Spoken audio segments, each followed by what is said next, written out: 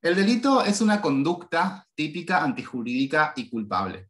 Esa conducta puede revestir dos modalidades. Puede tratarse de una conducta activa y también puede tratarse de una conducta omisiva. En los tipos activos es el propio autor quien pone en marcha un curso causal lesivo de un bien jurídico determinado, mientras que en los tipos omisivos el autor realiza una conducta diferente a la debida. Una omisión no consiste simplemente en un no hacer, sino en un hacer diferente al debido. Por ejemplo, una persona X ve como un bebé de pocos meses se encuentra gateando hacia un precipicio y se queda observando la situación impasiblemente sin hacer nada por salvar al niño. En este caso, el sujeto lleva a cabo una conducta omisiva. No falta la acción. La acción del autor es, en este caso, sentarse a observar cómo el niño cae en lugar de acudir en su auxilio, por ejemplo, retirándolo de allí. Por ello, las causas de exclusión de la acción son las mismas respecto de las conductas activas y de las omisivas. No habrá acción cuando exista fuerza física irresistible, actos reflejos o estados de inconsciencia absoluta. Si, por ejemplo, el sujeto X sufre al ver al niño dirigiéndose al abismo una parálisis de terror que le impide moverse o le impide gritar pidiendo auxilio, faltará la acción por existir una fuerza física irresistible interna que no le permitió realizar la acción debida. Entonces, para ubicarnos dentro de la clasificación de los tipos penales, recordemos que ellos se dividen en activos y omisivos y a su vez puede subdividirse esta clasificación en dolosos y culposos, de forma tal que tendremos un tipo activo doloso, un tipo activo culposo, un tipo omisivo doloso y un tipo omisivo culposo, también llamado imprudente. Desde el punto de vista de las teorías de las normas, los tipos activos y omisivos difieren en cuanto a la clase de normas que encierran. Recordemos que dentro de cada tipo penal existe una norma que prohíbe realizar determinada conducta. Es lo que ocurre, por ejemplo, en el caso del artículo 79 del Código Penal, que tipifica el delito de homicidio simple. El tipo penal en el homicidio simple, la conducta prohibida en este delito, es matar a otro. Este es el comportamiento contrario a la norma que habita dentro del tipo, que en el caso del homicidio es no matarás. Es decir, está prohibido matar a otra persona. Esta es una norma de prohibición. En cambio, los tipos omisivos contienen normas de mandato de acción, es decir, imperativos que imponen un accionar determinado frente a determinadas circunstancias. El artículo 108 del Código Penal es un claro ejemplo de un tipo omisivo. Es un tipo penal de naturaleza netamente omisiva que impone pena de multa al que, encontrando perdido o desamparado a un menor de 10 años o una persona herida o inválida o amenazada de un peligro cualquiera, omitiere prestarle el auxilio necesario cuando pudiere hacerlo sin riesgo personal o no diere aviso inmediatamente a la autoridad. En este caso, vemos cómo no se prohíbe una conducta en concreto, sino que la norma impone una conducta determinada, obliga a prestar auxilio a quien lo necesite en la medida de nuestras posibilidades, a dar aviso inmediatamente a la autoridad. La norma de mandato podría formularse de la siguiente forma: ayudarás a quien se encuentre en peligro. La técnica legislativa de los tipos omisivos obedece a una sencilla razón. Es imposible prohibir individualmente todas las conductas diferentes posibles en el caso concreto. Quien encuentra a una persona necesitada de auxilio puede quedarse en el lugar a ver cómo esa persona perece de frío, o bien puede sacarle fotografías, puede filmarlo, puede ponerse a hablar con alguien por teléfono. Por este motivo no se prohíben de forma específica todas estas acciones diferentes a la debida, sino que se impone por medio de un mandato de acción la conducta debida. En conclusión, los tipos activos contienen normas de prohibición y los tipos omisivos contienen normas de mandato o normas que contienen un imperativo de acción. Ahora bien, una vez que determinamos la existencia de tipos activos y omisivos, debemos preguntarnos cómo distinguimos una acción de una omisión. Esto es importante sobre todo respecto de los tipos culposos, donde el autor obra negligentemente con un defecto en el obrar. Por ejemplo, una persona sale a conducir su automóvil sin arreglar sus frenos, pierde el control del vehículo en algún momento del trayecto y atropella a un peatón causándole la muerte. Esta acción, esta conducta, ¿es activa u omisiva? Estamos frente a un tipo activo u omisivo, porque por un lado existe una acción positiva que crea un resultado, que causa un resultado típico, que es la muerte de otra persona, y por otra parte existe también la no realización de una conducta, que debía realizarse conforme al deber de cuidado, que en este caso sería la omisión de reparar los frenos antes de salir a conducir.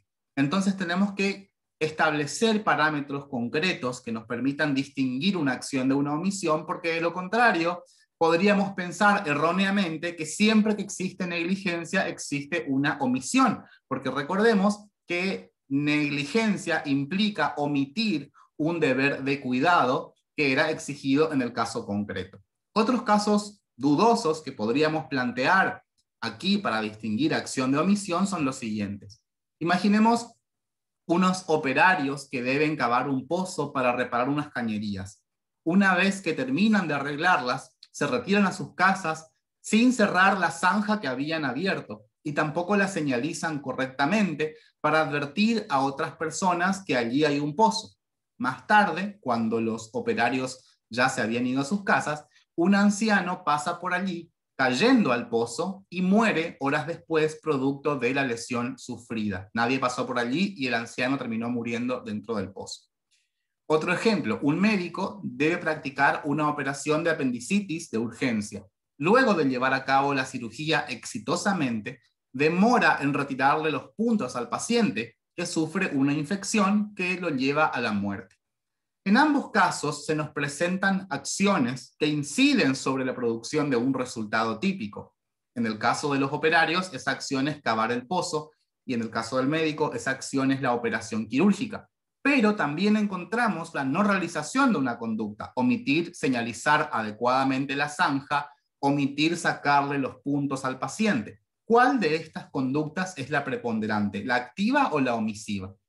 Para determinar si estamos ante una conducta activa u omisiva, debemos llevar a cabo el siguiente procedimiento lógico.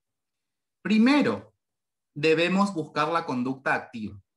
Para ello debemos valernos de distintos criterios. Primero buscamos la conducta activa. Si no la encontramos, entonces tendremos que buscar la conducta omisiva. Si no encontramos ni una conducta activa ni una omisiva, la conducta va a ser atípica porque solamente existirían estas dos formas de imputación en principio.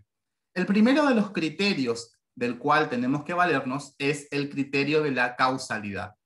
La relación de causalidad solamente existe en los tipos activos, porque la omisión nada causa, de la nada nada surge. La causalidad se va a determinar a través de la fórmula de la conditio sine qua non o teoría de la equivalencia de las condiciones. Debemos suprimir mentalmente la conducta del autor y ver qué ocurre con el resultado. Si el resultado desaparece, entonces el autor es causante. En los casos que estamos analizando, si suprimimos mentalmente la conducta de los operarios de cavar el pozo, la muerte del anciano no habría ocurrido. Y lo mismo sucede con la acción del médico. Si el médico no hubiera intervenido quirúrgicamente al paciente, él no hubiera muerto. Por ello, tanto los operarios como el médico son causantes de la muerte del anciano y del paciente respectivamente. Ahora, una vez que encontramos la acción, aquí ya la encontramos la acción de cavar el pozo y la acción de intervenir quirúrgicamente. En estos casos serían esas que acabamos de mencionar. Debemos verificar que esas acciones hayan creado un riesgo jurídicamente desvalorado. Es decir, hacemos uso del segundo criterio, que es el criterio de la imputación objetiva. En estos casos podemos observar que ni los operarios ni el médico han creado un riesgo reprobado con su accionar. Es decir, cavar el pozo para reparar las cañerías subterráneas es un riesgo permitido, al igual que intervenir quirúrgicamente al paciente para salvar su vida. En ambos casos estamos ante conductas que no traspasan el ámbito del riesgo permitido. La segunda pregunta que tenemos que hacernos es si esas acciones han creado un riesgo jurídicamente desvalorado, y la respuesta de aquí es negativa. Por este motivo, ninguno de los sujetos que estamos analizando, ni los operarios ni el médico, han infringido el deber de cuidado en forma activa. Ellos no infringieron el deber de cuidado por medio de una acción y solamente podría imputárseles una omisión. En otras palabras, no les imputamos a los operarios haber cavado el pozo, porque esa conducta es lícita. Lo que les imputamos a los operarios es el hecho de no haberlo señalizado adecuadamente para que nadie caiga allí. Por la misma razón, al médico no le imputamos haber practicado la intervención quirúrgica. Lo que le imputamos es haber omitido retirarle los puntos al paciente. Con lo cual, en estos dos casos vamos a estar ante conductas que son omisivas. A pesar de que tengamos una acción, a pesar de que ellos hayan sido causantes, esa acción se ha mantenido dentro del riesgo jurídicamente valorado, se ha mantenido dentro del riesgo permitido, con lo cual no podríamos imputarles un tipo activo. Además, podría presentarse el caso en el cual un autor lleve a cabo una acción imprudente que cause el resultado, seguida de una omisión más grave, seguida de una omisión más gravosa. Por ejemplo, un conductor ebrio atropella en forma imprudente a un peatón. Ese peatón, luego de ser colisionado, queda en la calle desangrándose. A pesar de poder llevarlo a un hospital, el conductor que lo había atropellado huye del lugar y el peatón muere una hora después como producto de las lesiones sufridas en ese accidente.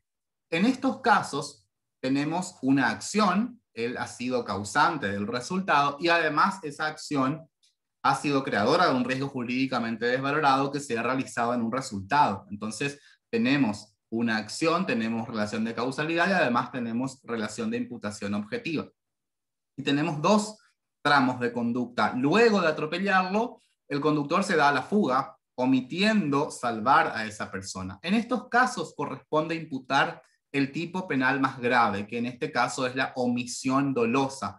¿Por qué es dolosa esa omisión? Porque al abandonar al peatón, el conductor se representa que estaba omitiendo un salvamento. La primera acción fue imprudente y por ende menos grave. Entonces, el tercer criterio para distinguir acción de omisión es cuando la primera acción es imprudente y le sigue una omisión dolosa, entonces en ese caso la conducta que debemos valorar es la conducta más grave, que sería la omisión dolosa, los clásicos casos de posición de garante por injerencia. Por último, encontramos un grupo de casos dudosos que se denominan interrupción de cursos causales salvadores. En estos casos, vamos a encontrarnos ante supuestos límites entre la acción y la omisión, donde el sujeto interviene activamente en el suceso para impedir que la acción alcance el objetivo de salvación del bien jurídico.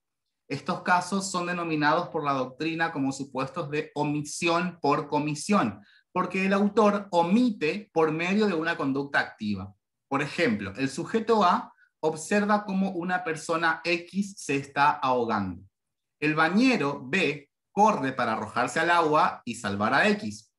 Pero antes de que llegue a la orilla, el sujeto A golpea fuertemente en la cabeza al bañero B, que cae desmayado. Finalmente, X muere ahogado. En este caso, el sujeto A hizo imposible la acción material de salvamento y por ello debe responder penalmente por la muerte de X.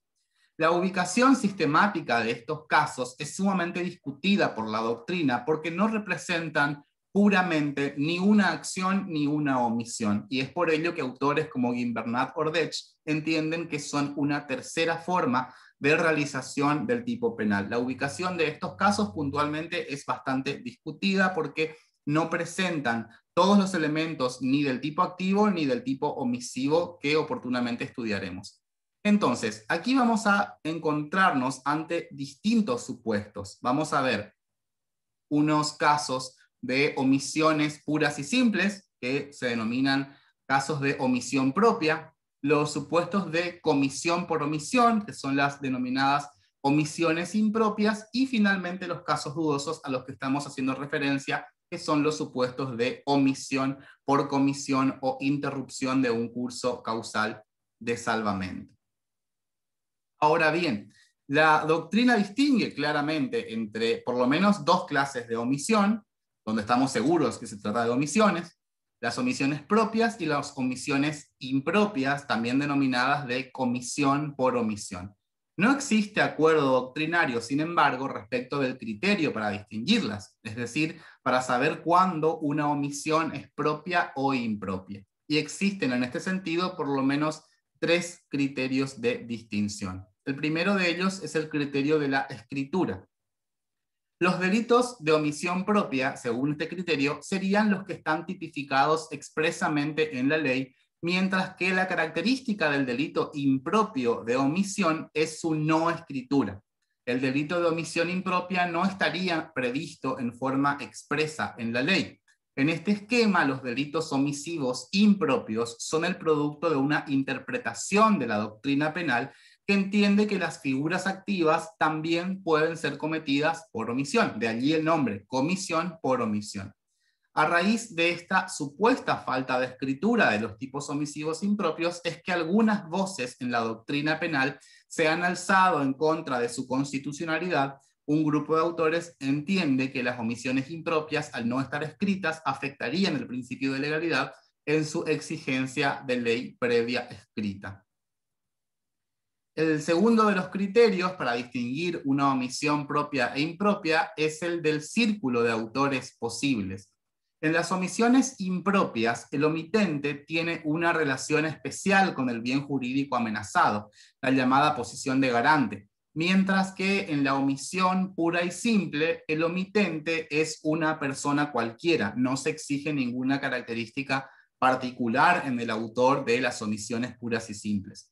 Entonces, en función de la autoría, la omisión propia no requiere de ninguna cualidad especial en el autor, bastando con un simple omitente. El autor de la omisión propia se llama simple omitente.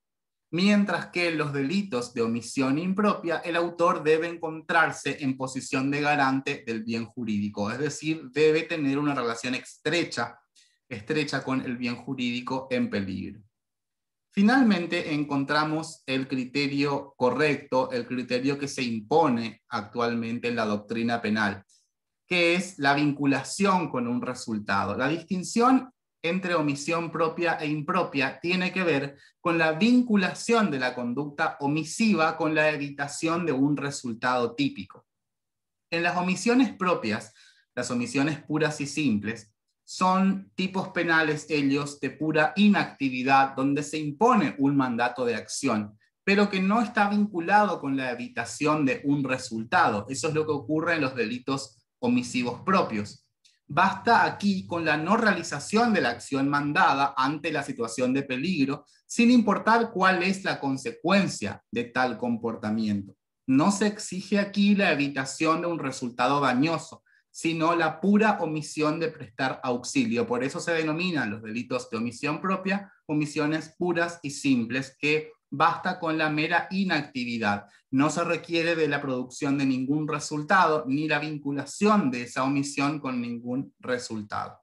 A diferencia de lo que ocurre con los delitos de comisión por omisión o de omisión impropia.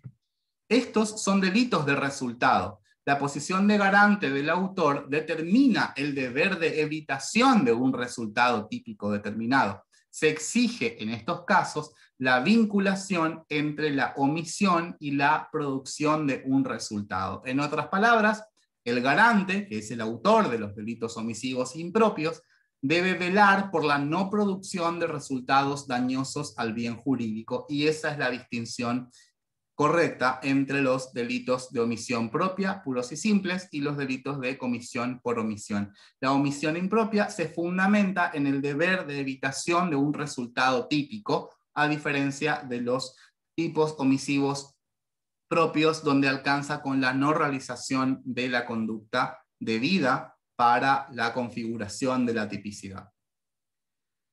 Ahora veamos los elementos de las omisiones. Como vimos, se clasifican en propias e impropias, y los tipos omisivos propios se componen de 3 elementos que son comunes a todas las clases de omisión. Tanto las omisiones propias como las impropias exigen estos 3 primeros elementos, que son la existencia de una situación típica generadora del deber de actuar, la realización de una conducta diferente a la debida y la posibilidad material de realizar la acción. Esos van a ser los elementos de una omisión propia y además son los 3 primeros elementos de la omisión impropia, que va a requerir además la existencia de 3 elementos adicionales. Para que se configure un delito omisivo impropio, vamos a requerir, además de esos 3 primeros elementos de las omisiones propias, la existencia de un resultado típico, un nexo de evitación y por último la posición de garante. Este es el panorama de los elementos de las omisiones que vamos a desarrollar a continuación. Ahora, como podemos ver, los tipos de omisión van a ser omisión impropia, que puede ser también, por supuesto, una omisión impropia dolosa o una omisión impropia culposa. Lo mismo ocurre con la omisión propia. Puede tratarse de una omisión propia dolosa o una omisión propia culposa. ¿Cuál es el procedimiento de verificación o de averiguación, de análisis de un caso concreto? Siempre debemos comenzar por buscar la omisión impropia, como es la omisión más grave. Siempre comenzamos a analizar un caso por la figura más grave, entonces comenzamos buscando si existe o no una omisión impropia dolosa, que sería la forma de omisión impropia más grave. Si no encontramos la omisión impropia dolosa, buscamos la omisión impropia culposa. Si no encontramos ni omisión impropia dolosa ni culposa, tendremos que buscar la omisión propia, la omisión pura y simple, y comenzamos, por supuesto, por la omisión propia más grave, que es la omisión propia dolosa, y de no encontrarla, tendremos que buscar la omisión propia culposa, que en nuestro ordenamiento jurídico es prácticamente inexistente. El ejemplo más paradigmático de omisión propia es el artículo 108 del Código Penal, que hoy lo leímos, y ese delito fue contemplado solamente en su forma dolosa. Es atípica en el derecho penal argentino la omisión de auxilio imprudente. No existe un tipo penal que recepte esa conducta en particular. Veamos ahora sí la estructura típica de los delitos omisivos y vamos a comenzar por los primeros elementos que, como vimos, son los característicos de una omisión propia. El primero de estos elementos es la existencia de una situación típica generadora del deber de actuar. A diferencia de los tipos activos, donde es el propio autor quien desencadena la situación de peligro, la omisión es un tipo penal que surge de un contexto, de una circunstancia previa.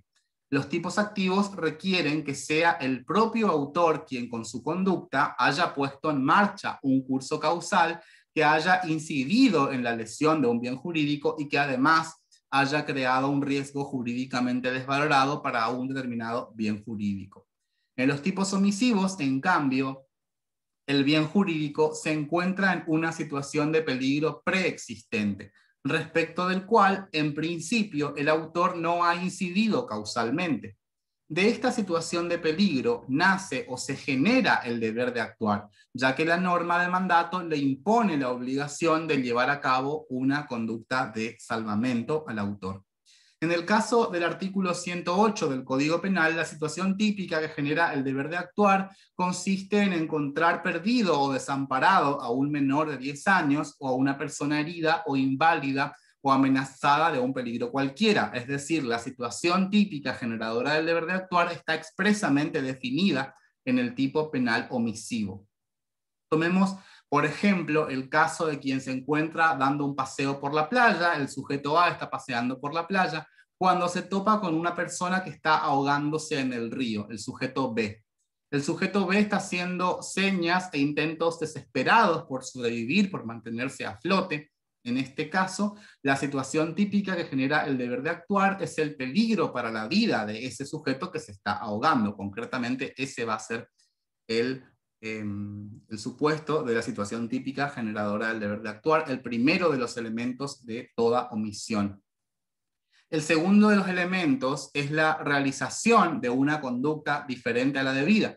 Algunos autores caracterizan a este elemento negativamente como la no realización de la conducta debida, pero más allá de las cuestiones terminológicas es importante recordar que la omisión no es un simple no hacer, porque también en la omisión el sujeto hace, pero lo que hace es distinto a la acción que le impone la norma. Omitir consiste en llevar a cabo un hacer contrario al que manda la norma.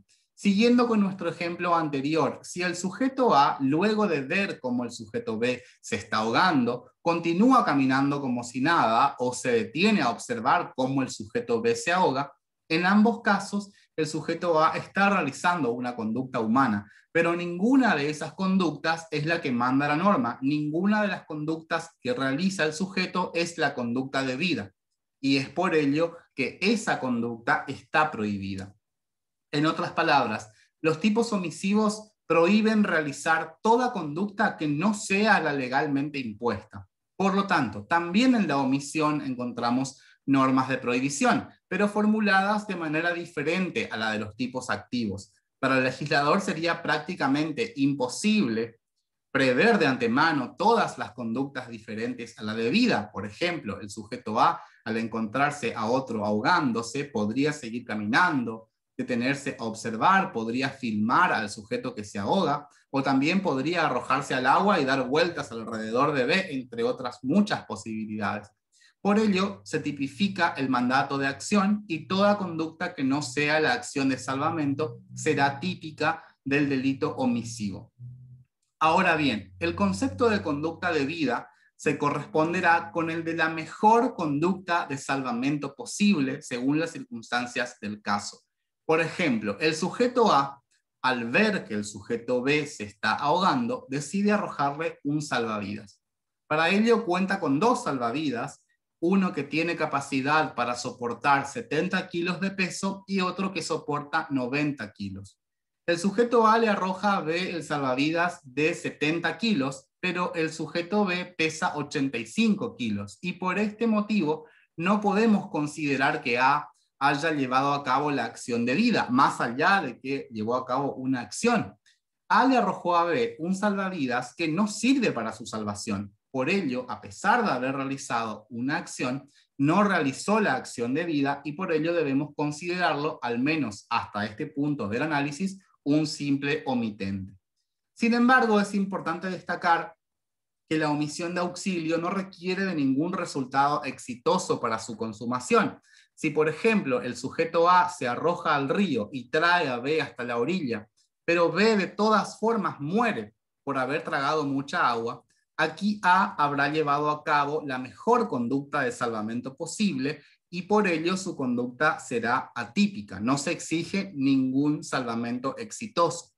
Del mismo modo, si A no hace nada por salvar a B, pero a los pocos minutos pasan por allí unos pescadores que salvan la vida de B, que lo suben al bote, el sujeto A habrá cometido una omisión de auxilio por no llevar a cabo ninguna acción de salvamento, a pesar de que el bien jurídico haya sido finalmente salvado por otros. Aun cuando el sujeto B se haya salvado, el sujeto A va a ser responsable de la omisión de auxilio porque, recordemos, esta clase de omisiones puras y simples no están vinculadas con la evitación de un resultado ni exigen la producción de ningún resultado disvalioso, ni tampoco se exige un salvamento exitoso. Entonces, basta con que el sujeto A omita realizar la conducta de salvamento para que se consume esta omisión. Es un supuesto de tipo penal de pura inactividad. Basta con la no realización de la conducta debida al momento de encontrarse con la situación típica generadora del deber de actuar para que se consume el tipo penal, en este caso del artículo 108 del Código Penal. El tercero de los elementos de las omisiones propias, puras y simples, es la posibilidad material de realizar la conducta legalmente impuesta. Esta es una exigencia lógica de todo tipo omisivo, puesto que el derecho no puede obligar a lo imposible. Si la realización de la acción mandada fuera imposible para el sujeto, no podrá tenerse por configurada la omisión. El omitente debe haber tenido la capacidad concreta, física y técnica de llevar a cabo la acción debida. Si, por ejemplo, el sujeto A encuentra a B ahogándose en el río, pero no sabe nadar, faltará en el sujeto la aptitud o la habilidad para efectuar la acción de salvamento legalmente impuesta. Para estos casos, en el artículo 108 se prevé una conducta alternativa, que es la de dar aviso inmediatamente a la autoridad. Si A tampoco tuviese forma alguna de dar aviso a la autoridad, entonces la conducta será atípica del delito de omisión de auxilio. Las capacidades del autor deben ser medidas según un criterio individual, es decir, tomando en consideración sus habilidades especiales y también sus deficiencias. Si el sujeto es un experto nadador, tiene más posibilidades de salvar a quien se está ahogando. Si el sujeto, pese a ser un experto nadador, se encuentra gravemente lesionado y ello le impide nadar, no habrá tenido en el caso concreto la posibilidad de realizar la acción de salvamento. Si tienen lugar estos tres primeros elementos, estaremos ante una omisión propia, pura y simple. Además, para tener por acreditado el dolo, debemos analizar el tipo subjetivo, es decir, la representación que tuvo el autor de esos tres elementos. El autor, para obrar dolosamente, tuvo que haberse representado cada uno de los tres elementos de la omisión propia, cuyo ejemplo más paradigmático, como vimos, es el delito de omisión de auxilio tipificado en el artículo 108 del Código Penal. Es decir, que los elementos del delito de omisión de auxilio a nivel objetivo son tres: la situación típica generadora del deber de actuar, la realización de una conducta diferente a la debida, la posibilidad material de realizar la conducta legalmente impuesta, esto a nivel objetivo. Y a nivel subjetivo vamos a encontrar al dolo como la representación de todos estos elementos. Si el autor no se representase alguno de estos tres elementos, entonces la conducta será atípica, aun cuando el error de tipo fuera vencible, porque la omisión propia del artículo 108, ya lo dijimos hoy, no fue tipificada en su forma culposa. Entonces, aunque haya existido imprudencia de parte del autor, aunque haya sido una omisión de auxilio imprudente, esa conducta es atípica en el derecho penal argentino. Supongamos que ahora el sujeto A se encuentra con el sujeto B que se está ahogando, pero A piensa que lo que está ocurriendo es que B le está jugando una broma. Supongamos que A ya conoce a B, es un amigo muy bromista, y se representa que lo que está haciendo B en realidad es jugarle una broma de mal gusto. Entonces, a nivel objetivo tenemos una situación típica generadora del deber de actuar, porque no se trata de ninguna broma, el sujeto B se está ahogando.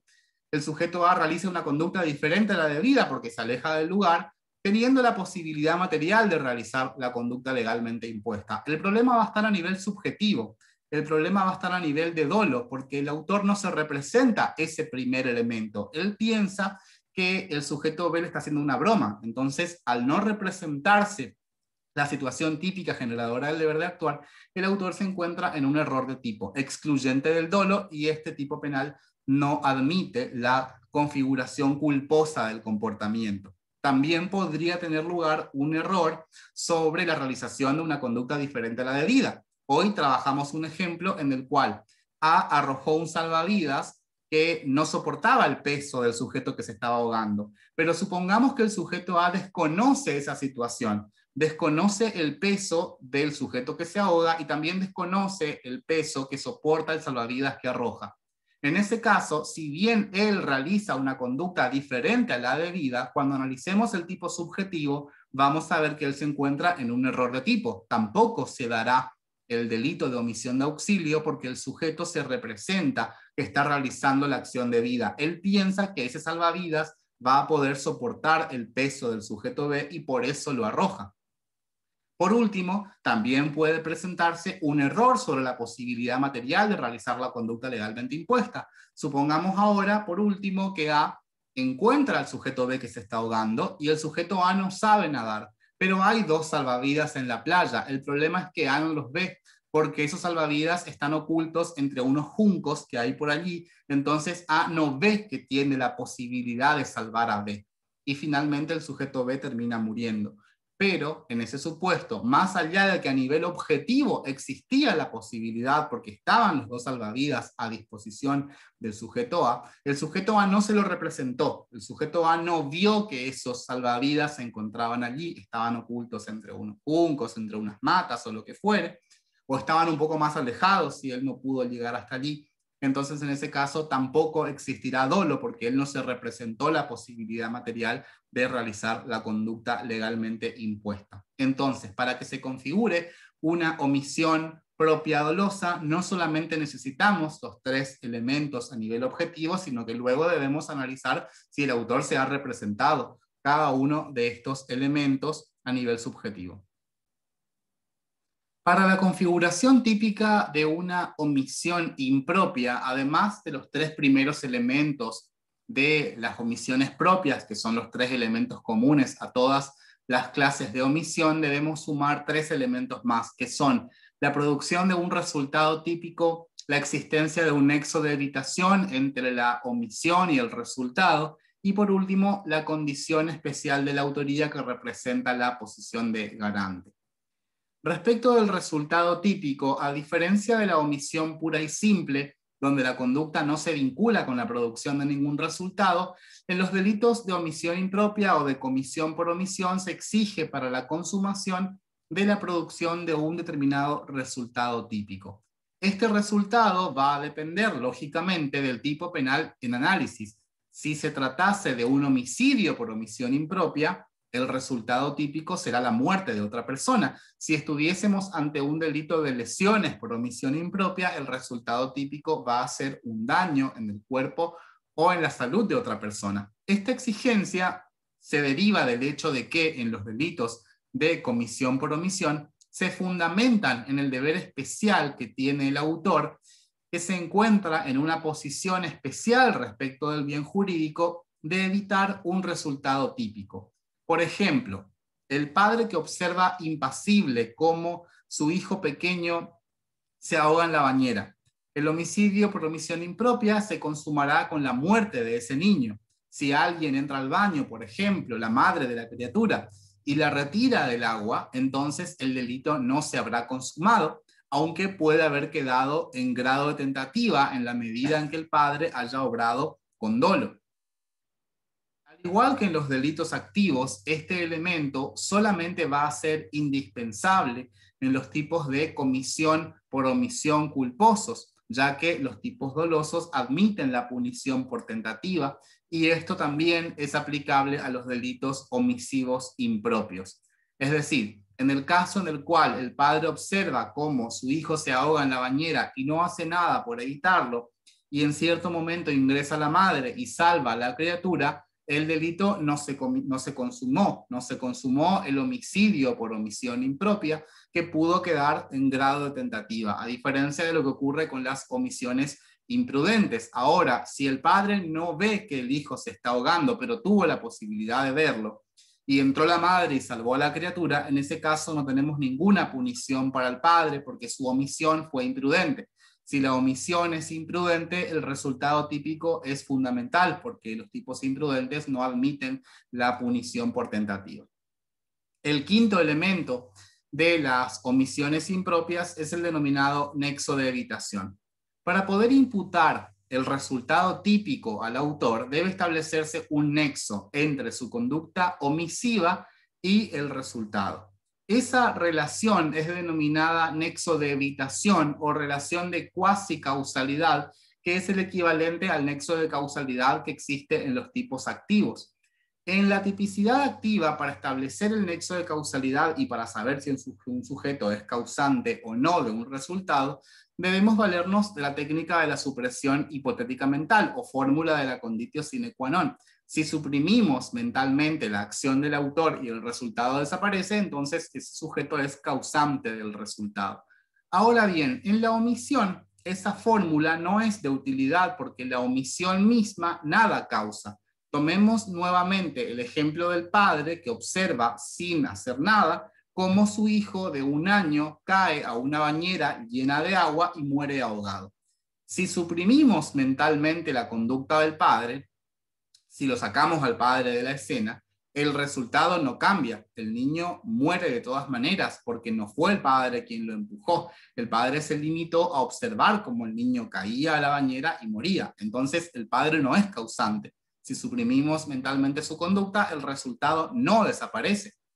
Entonces, en los delitos impropios de omisión, debemos valernos del procedimiento inverso a los tipos activos y utilizar la técnica denominada interposición mental hipotética.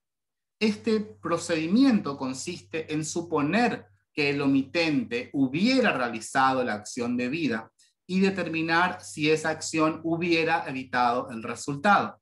solo podrá imputarse un resultado por comisión por omisión si la acción debida de haber sido realizada hubiera evitado la producción del resultado. Solamente pueden imputarse resultados evitables por el omitente. Entonces, para establecer el nexo de evitación, debemos valernos de una imaginación de un curso causal no ocurrido. Es decir, tenemos que interponer un curso causal hipotético para comprobar si la acción debida hubiera evitado el resultado. Por ejemplo, aquí hay que comprobar, en el caso concreto, si la acción omitida por el padre hubiera evitado el resultado. Si el padre hubiera retirado al niño de la bañera, el niño no hubiera muerto. Imaginamos un curso causal no ocurrido, porque el padre no sacó al niño de la bañera. Tenemos que imaginar lo que hubiese ocurrido si el padre retiraba al niño de la bañera. Si el niño no hubiera muerto, si el resultado se hubiera evitado, entonces existe nexo de evitación.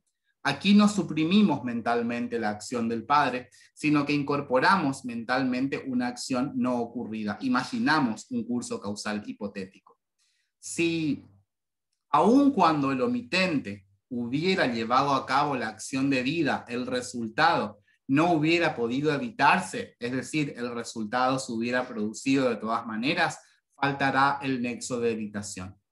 Ahora, existe acuerdo en la doctrina en afirmar que el resultado únicamente puede ser imputado al omitente cuando la acción omitida hubiera evitado el resultado. Donde surgen discrepancias es en torno al grado de probabilidad requerido para imputar ese resultado.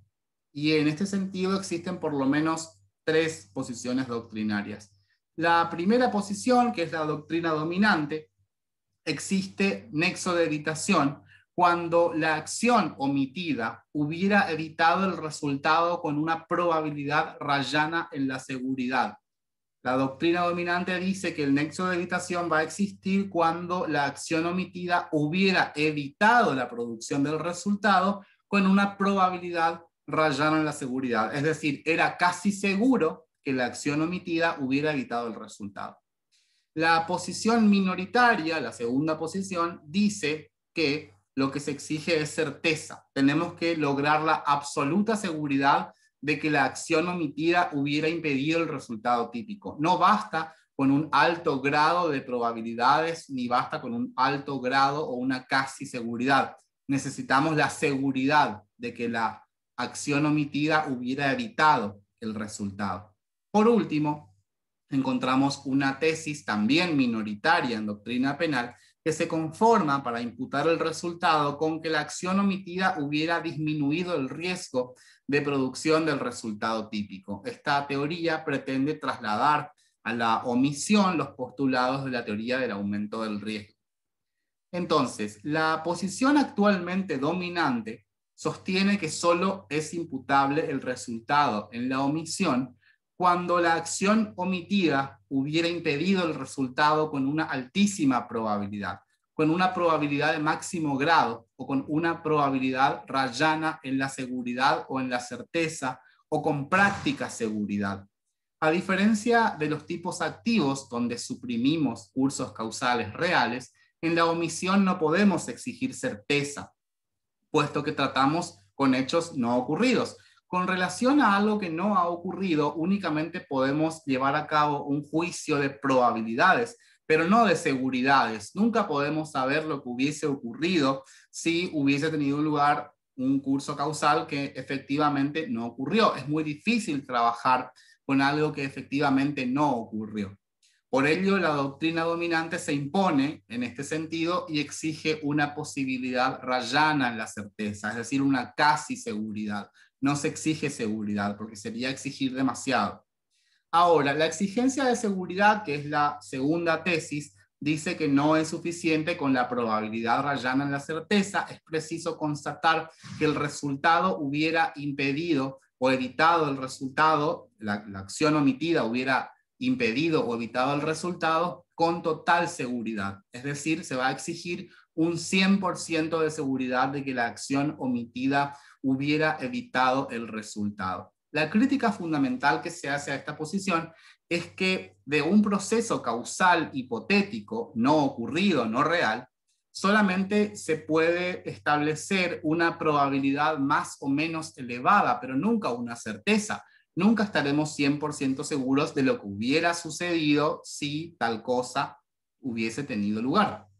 Es prácticamente imposible saber con absoluta seguridad lo que hubiera pasado si se hubiera llevado a cabo una acción no realizada. Es por ello que la doctrina dominante se satisface o se contenta con la probabilidad rayana en la seguridad, aunque no logremos la total certeza, aunque no logremos la certeza absoluta. La última de las posiciones en este sentido es la teoría de la disminución del riesgo y dice que bastaría con que la acción omitida hubiera disminuido el riesgo de producción del resultado. No es necesario lograr ni certeza ni cuasi certeza respecto de la evitación. Esta teoría intenta trasladar los postulados de la teoría del incremento del riesgo en los tipos activos. Si para imputar objetivamente un resultado en un tipo activo es suficiente con que se haya aumentado el peligro de lesión para un bien jurídico, será suficiente en los tipos omisivos con que la acción omitida hubiera disminuido las posibilidades de producción del resultado típico. Es decir, para que exista nexo de evitación para esta teoría, basta con comprobar que si el autor hubiera llevado a cabo la conducta correcta, se hubiera disminuido el riesgo de producción del resultado. El sexto elemento requerido por los delitos impropios de omisión es la posición de garante. La posición de garante es una exigencia especial respecto del omitente, respecto de la autoría. En un delito de omisión pura y simple, el autor es considerado un simple omitente porque no se exige ninguna cualidad especial en el autor. Sin embargo, en los delitos omisivos impropios o de comisión por omisión, no cualquier persona puede ser autor, sino solamente aquel que tenga una relación estrecha con el bien jurídico. Es decir, existe una limitación respecto del círculo de autores posibles. La posición de garante es definida entonces como un deber especial, un deber jurídico especial del autor de evitar un resultado lesivo respecto de un bien jurídico que funciona como una condición especial de la autoría. El padre que no salva a su hijo pequeño de morir ahogado en una bañera tiene con el bien jurídico a su cargo una estrecha relación que permite aseverar que se encuentra en posición de garante de la vida de su hijo. De ello se deduce que su omisión equivale jurídicamente a la realización activa del tipo penal de homicidio. Por ello, el padre no va a responder por una mera omisión de auxilio del artículo 108 del Código Penal, sino por un homicidio por omisión impropia del artículo 79 del Código Penal. Nuestro código no contiene una disposición general respecto de este elemento y la doctrina se ha encargado de establecer cuáles serían las fuentes generadoras de posición de garantía. En otras palabras, nos preguntamos, ¿cuándo una persona es garante de determinado bien jurídico? Se han ensayado al respecto diferentes propuestas, diferentes criterios para determinar la existencia de la posición de garantía, y por este motivo se critica la imprecisión existente en las teorías sobre las fuentes generadoras de posición de garante, que no permite determinar con plena certeza el círculo de autores posibles de un tipo omisivo impropio. Recordemos que por respeto al principio de legalidad en su exigencia de ley cierta, debemos conocer con certeza la materia de prohibición. Y lo cierto es que en nuestra ley penal actual no contamos con una disposición que establezca con total seguridad cuando un sujeto se encuentra en posición de garante, lo cual es grave porque ello estaría vulnerando el principio de legalidad en su exigencia de ley cierta. No discutimos que los tipos penales se pueden cometer por omisión, claro, se puede cometer un homicidio, tanto por acción como por acción. El problema está en que no sabemos con certeza quiénes son los sujetos considerados garantes. Una primera propuesta de solución a este problema nos la da la teoría de las fuentes formales, o la teoría tripartita en materia de posición de garante, que sostiene que son tres las fuentes generadoras de dicha posición de garantía: la ley, el contrato y el hecho precedente. La primera de las fuentes formales es la ley. Se considera fuente de posición de garante la ley cuando es el propio ordenamiento jurídico, por medio de una disposición legal, el que coloca en cabeza de una persona un deber de garantía. Es lo que ocurre, por ejemplo, con el artículo 638 del Código Civil y Comercial, donde encontramos los deberes de protección de los padres para con sus hijos menores en el marco de la responsabilidad parental. Ahora bien, la doctrina critica a la ley como fuente de posición de garante por la falta de claridad y amplitud en algunos casos. Por ejemplo, el artículo 108 del Código Penal también establece un deber legal de salvamento. También encontramos en la ley, el artículo 108 del Código Penal es ley, también hay un deber legal de salvamento, pero no fundamenta una posición de garante. Lo que exige el artículo 108 es un mínimo deber de solidaridad social. Por ello, no es tan clara la ley como fuente de posición de garantía en este sentido.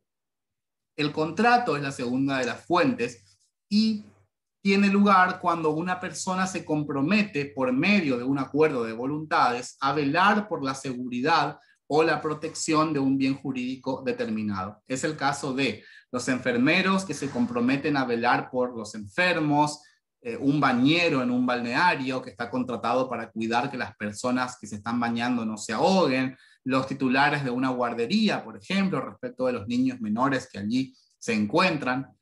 Los padres en ese caso estarían delegando la posición de garante en los cuidadores de la guardería.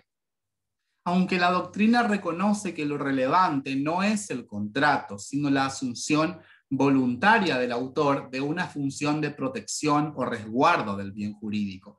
El garante asume la función de cuidado del bien frente a peligros que puedan amenazarlo. El contrato es una mera formalidad que hasta podría estar viciado por alguna nulidad, pero ello no es relevante. Lo verdaderamente importante es que el autor haya quedado a cargo del bien jurídico. Por ejemplo, el sujeto A le propone a su amigo B dar un paseo en yate. El sujeto B no acepta, esgrimiendo que no sabe nadar.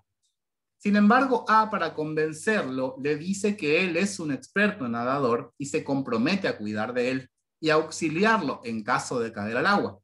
En este caso, no existe verdaderamente un contrato entre A y B, pero el sujeto A ha asumido voluntariamente la función de proteger a su amigo B y solamente por ello es garante. Solamente por ese motivo, solamente porque A se comprometió a velar por el cuidado de él en caso de caer al agua, en ese caso ya es garante, aunque no existe técnicamente un contrato con todas las formalidades de la ley civil. Lo mismo ocurriría, por ejemplo, si unos padres deben firmar un contrato para dejar a sus hijos en la guardería al cuidado de los sujetos titulares, y por algún motivo existió alguna causa de nulidad, había algún vicio de nulidad determinado en el contrato. De todas formas, los niños quedaron a cargo de esos cuidadores. Bueno, los cuidadores no pueden argumentar que el contrato era nulo para decir que ellos no eran garantes. Ellos se pusieron en posición de garante, se colocaron en situación de garante en el momento en el cual asumieron la función de protección. Eso es lo relevante, no es el contrato en sí. El contrato podría tener algún vicio de nulidad, alguna formalidad que no esté presente. Lo relevante aquí es el acuerdo de voluntades por el cual un sujeto se compromete a cuidar, a velar por la protección de un bien jurídico determinado. La tercera posición, la tercera fuente de posición de garantía, según la teoría de las fuentes formales, es la denominada injerencia o la conducta precedente. La conducta precedente o responsabilidad por injerencia tiene lugar cuando un sujeto, por medio de una conducta activa, crea la situación típica generadora del deber de actuar. En otras palabras, es el propio omitente quien ha puesto en peligro al bien jurídico. Es un principio general que quien ha puesto en peligro un bien jurídico determinado debe evitar que ese peligro se materialice en una lesión. No nos olvidemos que peligro es probabilidad de lesión. Entonces, quien pone en peligro a un bien jurídico debe evitar que ese peligro llegue a la lesión. El autor que ha generado un peligro debe neutralizar ese peligro con una acción de salvamento. Por ejemplo, el conductor alcoholizado que atropella en forma imprudente a un peatón y le causa lesiones que ponen su vida en peligro, ese conductor está obligado a evitar la muerte del peatón y si no lo hace deberá responder por la muerte, por un homicidio, por omisión impropia. Ahora bien, no existe acuerdo unánime respecto a las características que debe tener el hecho precedente para generar posición de garantía. En general se sostiene que debe tratarse de un hecho ilícito, es decir, contrario a derecho. Supongamos ahora el caso de un sujeto que conduce correctamente su automóvil y se le atraviesa en el camino un peatón muy imprudente que además va ebrio y el conductor no puede evitar la colisión. Ahora, ese peatón termina con lesiones, termina lesionado producto de ese accidente y el conductor no se encontrará en posición de garante porque su conducta fue lícita. La conducta del conductor aquí no ha generado un riesgo jurídicamente desvalorado porque estaba conduciendo su automóvil dentro del riesgo permitido y además ha existido competencia de la propia víctima porque fue la propia víctima la que asumió ese contacto social riesgoso, la propia víctima la que se autocolocó en situación de peligro o la que descuidó sus deberes de autoprotección. Por esta razón, lo importante es saber que no cualquier hecho precedente vuelve garante a un omitente, sino solo aquel que haya sido ilícito. Solamente un hecho precedente contrario a derecho puede colocar a una persona en posición de garantía respecto a un bien jurídico. Un hecho precedente lícito no generaría una posición de garante. Ahora, estos son los 6 elementos objetivos que deben presentarse para que exista un delito de omisión impropia. Los delitos de omisión impropia son modalidades comisivas de delitos que en principio están planteados en su forma activa, de forma tal que un homicidio se puede cometer tanto por acción como por omisión impropia, las lesiones se pueden cometer por acción o por omisión impropia, y vamos a tener además el costado subjetivo, el tipo subjetivo del delito. Para que exista dolo en una omisión impropia, el autor tuvo que haberse, por supuesto, representado todos los elementos o 6 elementos de la tipicidad objetiva. Si no se representa alguno de ellos, entonces no habrá dolo, podrá haber culpa, podrá haber imprudencia, podrá imputársele un homicidio culposo por omisión impropia a quien mata a otro por omisión y no se lo representa, siempre que el error sea vencible, por supuesto. Esto va a depender siempre de que el tipo penal cuente con su figura culposa, porque, por ejemplo, el aborto se puede cometer por omisión impropia, claro, es un delito de resultado y en la medida en que exista posición de garante, se puede cometer también un aborto por omisión impropia. Pero esa figura no tiene figura culposa, solamente puede admitirse el dolo para la punición del aborto por omisión impropia. Con lo cual debemos estar atentos a que la figura que cometa el autor por omisión tenga una tipificación también en forma imprudente, porque de lo contrario no estaríamos ante una conducta típica. Solamente es típica la conducta culposa que ha sido expresamente tipificada de esa forma por respeto al principio del numerus clausus en materia de tipos culposos. Ahora, como dijéramos en algún momento, la constitucionalidad de las omisiones impropias no escritas ha sido puesta en duda por un sector de la doctrina. En Argentina, ese sector de la doctrina está representado por Eugenio Zaffaroni y se cuestiona la constitucionalidad de los delitos impropios de omisión, argumentando la falta de escritura. La falta de escritura para este sector vulneraría el principio de legalidad penal que exige la existencia de una ley previa escrita que defina los comportamientos prohibidos. En tal sentido, se parte de una interpretación gramatical de los tipos penales. Por ejemplo, si leemos el artículo 79 del Código Penal, encontramos que la acción típica es matar a otro. Se está describiendo una conducta activa, no omisiva. Matar a otro no es gramaticalmente lo mismo que dejar morir a otro. Una cosa es matar a otro y otra cosa distinta es dejar morir a otro, es lo que plantea este sector. El problema surge además porque nuestro Código Penal, a diferencia del Código alemán o del Código español, no contiene una cláusula de equiparación de los tipos activos a los tipos omisivos. No contamos con esa cláusula en el código en la parte general. Entonces, a partir de allí se sostiene que mientras no contemos con una disposición similar a la alemana o la española, los delitos de omisión impropia serían inconstitucionales, siempre que no estén escritos.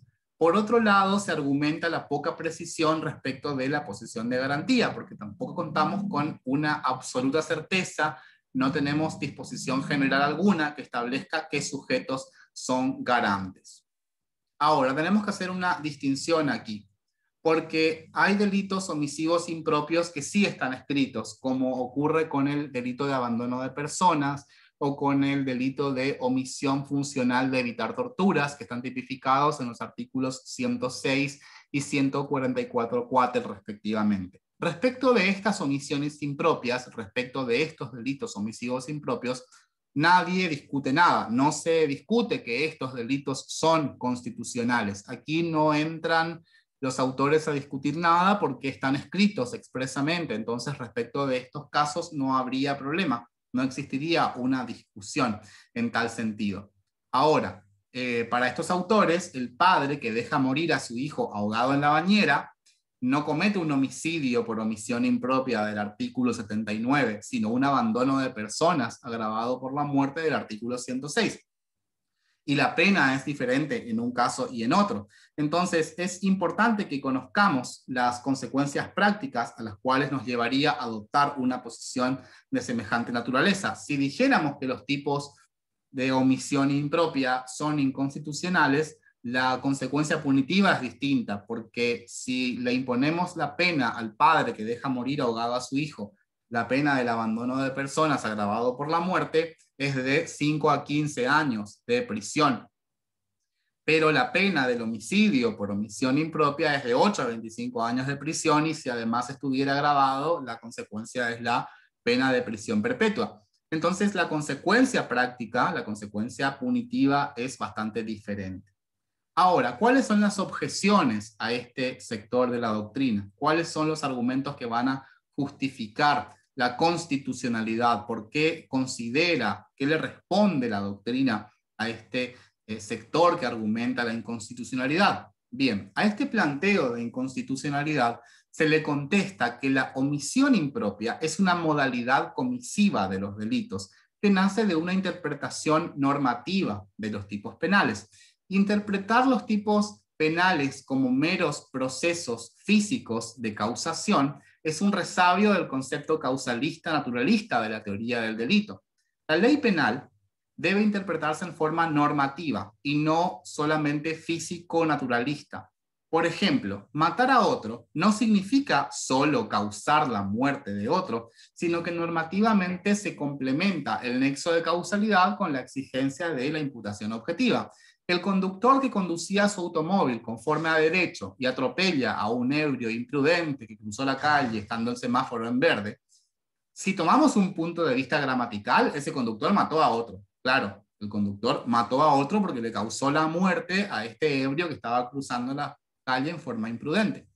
Sin embargo, normativamente no mató a otro porque además de la relación causal, se exige la relación de imputación objetiva del resultado. Y aquí vemos que nunca se ha creado un riesgo jurídicamente desvalorado para la vida de ese hombre porque el sujeto nunca excedió los límites del riesgo permitido y además medió competencia de la víctima. Lo mismo vale para la omisión. Los verbos típicos no describen meros procesos de causación, sino de adscripción de resultados típicos. Matar a otro implica no solo poner en marcha un curso causal que provoca la muerte de otro, sino también implica no impedir la muerte de alguien cuando se puede evitar, teniendo la obligación especial de hacerlo, es decir, estando en posición de garante. La madre que deja morir de inanición a su hijo recién nacido está matando a su hijo por omisión, porque al encontrarse en posición de garante debe evitar el resultado muerte del niño. A esto nos referimos cuando afirmamos que los verbos típicos no describen solo procesos causales. Dejar morir de hambre al niño es jurídicamente equivalente a matarlo, y es por ello que le imputamos a esa mujer un homicidio por omisión impropia y no un mero abandono de personas agravado por la muerte. En conclusión, no es cierto que la omisión impropia no se encuentre escrita. La modalidad omisiva está escrita. ¿Dónde está escrita la modalidad omisiva impropia? En cada tipo penal, que puede ser cometido por acción o por omisión. Es lo que ocurre, por ejemplo, con el caso del homicidio. Matar a otro implica causar la muerte de otro por medio de una conducta activa y también implica no evitar la muerte de otro cuando se está obligado a hacerlo por un deber de garantía. Entonces, dentro de esta fórmula, dentro de la redacción del artículo 79, ahí está escrita la omisión impropia. ¿Por qué? Porque no se establece con total taxatividad todas las formas de matar a otro. Se puede matar tanto por acción como por omisión impropia siempre que exista una posición de garante. Aunque sí es recomendable que se incluya una cláusula que establezca con claridad cuándo un sujeto tiene un deber de garante, porque de lo contrario puede afectarse el principio de legalidad en su exigencia de ley cierta. Hay casos donde es claro que el sujeto es garante. Este es un caso bastante sencillo, el de la madre que no da de comer a su hijo recién nacido. Es claro que ahí esa mujer está en posición de garante, pero hay otros casos más dudosos donde la ley debería ser más precisa para no vulnerar este principio de legalidad.